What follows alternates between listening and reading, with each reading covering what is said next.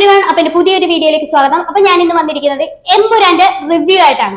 അപ്പോ ലൂസിഫറിന്റെ അത്രയും വന്നോ എന്ന് ചോദിച്ചാൽ അത്രയും വന്നിട്ടില്ല.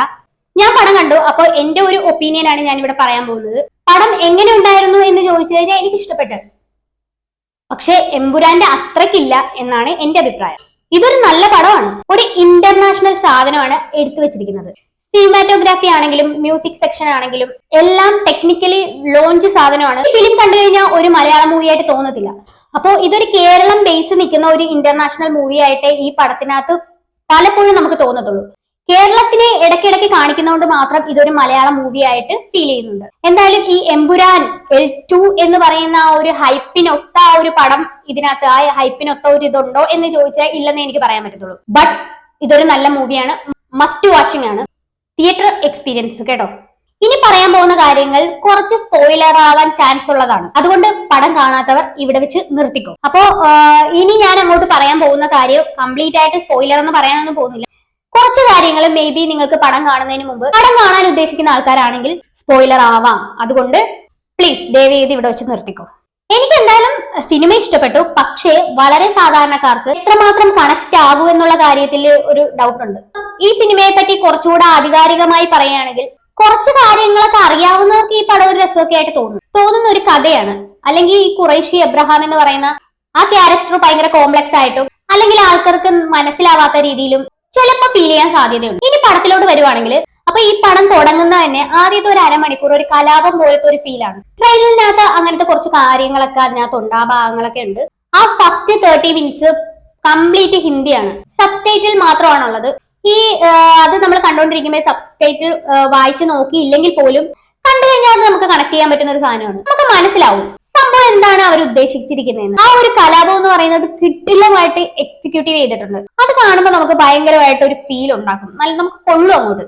പിന്നെ ഞാൻ ഒരു കാര്യം പറയാം, ഇപ്പോഴത്തെ സിനിമയിലേക്ക് ഈ ഗർഭിണികൾക്ക് നേരെ ഗർഭിണികളെ വെച്ചിട്ട് ഒരു വയലൻസ് സീൻസ് ഒക്കെ ഉണ്ടെന്നാണ് എനിക്ക് തോന്നുന്നത്. ഇപ്പോഴത്തെ മൂവിയിലൊക്കെ അങ്ങനത്തെ ഒരു സീൻ കയറി വരുന്നുണ്ട്. ഇപ്പൊ കാര്യം എന്താന്ന് വെച്ച് കഴിഞ്ഞാൽ പ്രഗ്നന്റ് ലേഡീസിനെതിരെ ഒരു വയലൻസ് വരുമ്പോൾ നമുക്ക് മനുഷ്യന്മാരായിട്ടുള്ള എല്ലാ മനുഷ്യർക്കും അത് നമുക്ക് ഭയങ്കരമായിട്ട് മനസ്സിനെ പിടിച്ചൊന്ന് കുലുക്കും. അതിപ്പോ പല സിനിമയിലും കണ്ടുവരുന്നുണ്ട്. അതെനിക്കൊരു നല്ല പ്രവണതയായിട്ട് ഫീൽ ചെയ്യുന്നില്ല. ശരിക്കും ഒരുപാട് പ്രഗ്നന്റ് ലേഡീസ് ഈ സിനിമ വന്നിരുന്ന് കാണുമ്പോൾ അവർക്ക് അത് ഒരുപാട് ഭയങ്കരമായിട്ട് മാനസികമായിട്ട് ഒരു ബുദ്ധിമുട്ടുണ്ടാകും. പക്ഷെ ഞാനിതൊരു പോരായ്മയായിട്ട് പറഞ്ഞതല്ല കേട്ടോ, എന്റെ ഒരു പേഴ്സണൽ അഭിപ്രായം പറഞ്ഞതാണ്. എന്റെ ഉള്ളിൽ തോന്നിയ ഒരു സംഭവം പറഞ്ഞു എന്ന് മാത്രം. അത് ഞാൻ ഇവിടെ പറയേണ്ട കാര്യമുണ്ട്, അതുകൊണ്ടാണ് പറഞ്ഞത്. ഈ ഒരു സിനിമ എന്ന് പറയുന്ന ഒരു ഇംഗ്ലീഷ് സിനിമയായിട്ടോ ഒരു ഹിന്ദി സിനിമയായിട്ടോ അല്ലെങ്കിൽ ഒരു മലയാള സിനിമയായിട്ടോ എങ്ങനെ വേണമെങ്കിലും ഇതെടുക്കാം. എന്തായാലും ഇന്റർനാഷണൽ ലെവലിലാണ് ഈ സാധനം പണിത് വെച്ചേക്കുന്നത്. ഈ ഒരു സാധനത്തിനകത്ത് ഏറ്റവും കൂടുതൽ പൈസ പോയത് എവിടെയാണെന്ന് എനിക്ക് മനസ്സിലായി. ഇതിനകത്ത് നിറച്ച് ചോപ്പേഴ്സ് ആണ്. ചോപ്പേഴ്സിന്റെ ബഹളമാണ് ഇതിനകത്ത്. സൈസിലുള്ള പല കളറിലുള്ള ചോപ്പേഴ്സ്, അറഞ്ചം പൊറഞ്ചം ചോപ്പേഴ്സ്. പൃഥ്വിരാജിന്റെ ഇന്റർവ്യൂല് ഒരു കാര്യം പറയുന്നുണ്ടായിരുന്നു, അതൊന്നും ഞാനൊന്ന് വെക്കാം, ഒന്ന് കണ്ടു. റിലീസിന് ശേഷം ഞാൻ പറയാം. എനിക്ക് നല്ല ഓർമ്മയുണ്ട്, ഞാൻ ഈ സിനിമയുടെ ഒരു പ്രോജക്ട് കൺസെപ്ഷൻ സ്റ്റേജിൽ ഒരു മേജർ OTT സ്ട്രീമിംഗ് പ്ലാറ്റ്ഫോം ഒരു സൂം കോളിൽ എന്നോടൊരു നറേഷൻ ചോദിച്ചു. അവർ ഈ സിനിമയിലേക്ക് ഇൻവെസ്റ്റ് ചെയ്യാൻ വേണ്ടി. അപ്പൊ ഞാൻ ഈ സൂം കോളിൽ ഒരു നറേഷൻ പറഞ്ഞുകൊണ്ടിരിക്കുമ്പോൾ ഒരു പെർട്ടിക്കുലർ ഫസ്റ്റ് ഹാഫിലെ പടം തുടങ്ങിയ ഒരു മണിക്കൂർ കഴിയുമ്പോൾ വരുന്ന ഒരു സീൻ എത്തി. ഞാൻ ആ സീൻ നറേറ്റ് ചെയ്തുകൊണ്ടിരുന്നപ്പോൾ അദ്ദേഹം എന്നോട് സോറി ബട്ട് നിങ്ങൾ എന്താണ് ഈ പറയുന്നത് എന്ന് ചോദിച്ചു. ഞാൻ പറഞ്ഞാൽ ഇത് എങ്ങനെ ഷൂട്ട്, എങ്ങനെയാണ് ഇത് പുൾ ഓഫ് ചെയ്യാൻ നിങ്ങൾ ഉദ്ദേശിക്കുന്നത്, എങ്ങനെ എടുക്കാം എന്നാണ് നിങ്ങൾ ഈ പറയുന്നത്. ഞാൻ പറഞ്ഞാൽ അത് എന്റെ മനസ്സിലൊരു രീതി, ഒരു മെത്തേഡ് ഉണ്ട്, അത് എടുക്കാൻ പറ്റും. പറഞ്ഞു ഇത് നടക്കുന്ന കാര്യമല്ല, ഇത് ഒരിക്കലും ചിന്തിക്കാൻ പറ്റാത്ത കാര്യമാണ് എന്നോട് പറഞ്ഞു. അദ്ദേഹം ഇന്നും അതേ സ്ട്രീമിംഗ് സർവീസിൽ ജോലി ചെയ്യുന്നുണ്ട്. So if you are listening, ഞാൻ ആ സീൻ ഷൂട്ട് ചെയ്ത് കേട്ടോ. അപ്പൊ പുള്ളി ആ പറഞ്ഞ ഒരു സംഭവം ഈ മോഹൻലാലിന്റെ ഇൻട്രോനെ പറ്റിയാണ് ആ പറഞ്ഞത്. അത് ഇന്നേ വരെ നമ്മുടെ മലയാള സിനിമയിൽ കണ്ടിട്ടില്ലാത്ത ഒരു അഡാർ ഇൻട്രോ തന്നെയാണത്. ഒരു 3 ചോപ്പർ ഇല്ലാണ്ട് എന്തായാലും ആ ഒരു ഇൻട്രോ എക്സിക്യൂട്ടീവ് ചെയ്യാൻ പറ്റത്തില്ല. എന്തോ അതിനുള്ള ഒരു സ്പേസ് വേണം, ബ്ലാസ്റ്റിംഗ് ഒക്കെ അതൊന്നും പക്ക സാധനമാണ് കേട്ടോ. ആ ബ്ലാസ്റ്റിങ്ങിന് അനുയോജ്യമായിട്ടുള്ള ഒരു സ്ഥലം വേണം. ആ ഒരു സംഭവങ്ങൾ, ഈ പറഞ്ഞ കാര്യങ്ങളൊക്കെ ഒത്തിണങ്ങിയ മാത്രമേ ആ ഇൻട്രോയ്ക്ക് ആ ഒരു സാധനം നമുക്ക് ഫീൽ ചെയ്യത്തുള്ളൂ. ആ അത്രയും ഒരു സാധനങ്ങൾക്കിടയിലൂടെയാണ് നമ്മുടെ ലാലേട്ടന്റെ എൻട്രി എന്ന് പറയുന്നത്. ലാലേട്ടന്റെ എൻട്രി എന്ന് പറഞ്ഞാൽ അത് ഓക്കെയാണ് കേട്ടോ, ഒന്നും പറയാനില്ല. എൻട്രിക്ക് വേണ്ടി ബിൽഡപ്പ് ചെയ്ത ആ ഒരു സീൻ ഉണ്ടല്ലോ, ഒന്നും പറയണ്ട. ഹെവി സാധനം എന്ന് പറഞ്ഞാൽ ഹെവി സാധനം. നമ്മുടെ ഹോളിവുഡ് വെച്ചൊക്കെ നോക്കുമ്പോഴത്തേക്കും അത്ര ഒരു സംഭവമൊന്നും ഇല്ലെങ്കിലും നമ്മുടെ മലയാളം മൂവി എന്ന് പറയുമ്പോൾ ഇങ്ങനെ ഒരു സാധനം വേറെ എവിടെയും കിട്ടിയിട്ടില്ല. ഈ ചോപ്പേഴ്സ് എന്ന് പറഞ്ഞാൽ ഒരുപാടുണ്ട് കേട്ടോ. എവിടുന്ന് ഒപ്പിച്ചെന്നാണ് ഞാൻ ആലോചിക്കുന്നത്. എനിക്ക് തോന്നുന്നത് ഈ ബഡ്ജറ്റിന്റെ 30% ഈ ഹെലികോപ്റ്റേഴ്സിന്റെ വാടകയാണെന്ന് തോന്നുന്നു.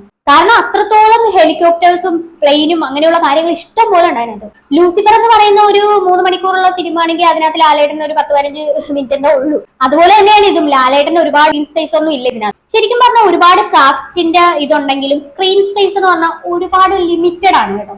മഞ്ജു വാര്യറിന്റെ ആണെങ്കിലും ടോവിനോടെ ആണെങ്കിലും അതിനകത്ത് ആരൊക്കെ ഉണ്ടോ അവരുടെയൊക്കെ എല്ലാവരുടെയും സ്ക്രീൻ സ്പേസ് എന്ന് പറഞ്ഞാൽ വളരെ ചെറുതാണ്. അല്ലാതെ ഈ ഒരു സിനിമയുടെ തുടക്കം തൊട്ട് അവസാനം വരെ ഒരു വ്യക്തി ലീഡ് ചെയ്ത് പോവുകയല്ല. ഖുറേഷി എബ്രഹാം എന്ന് പറയുന്ന ക്യാരക്ടറിൽ കൂടെയാണ് പോകുന്നത്. ഈ ഒരു ക്യാരക്ടറിനെ ബിൽഡ് ചെയ്ത് കൊണ്ടുവരുന്നത് ബാക്കിയുള്ള ആളുകളുടെ നെറേറ്റീവിലൂടെയാണ്. ഗോവർദ്ധൻ അതിനകത്തൊരു ക്യാരക്ടറാണ്. ഒരു IB ഓഫീസർ വരുന്നുണ്ട്, കിഷോർ അഭിനയിച്ച. അതുപോലെ തന്നെ വില്ലനായിട്ട് അഭിനയിച്ച മറ്റേ പുള്ളി ഉണ്ടല്ലോ, ആ ട്രെയിലറിനകത്ത് ഞാൻ കാണിച്ചിട്ടുണ്ടായിരുന്നു പുള്ളിയുടെ പേര് ഞാൻ മറന്നുപോയി. അദ്ദേഹമൊക്കെ നല്ല ഫിറ്റ് ആയിട്ടാണ് അഭിനയിച്ചിരിക്കുന്നത്.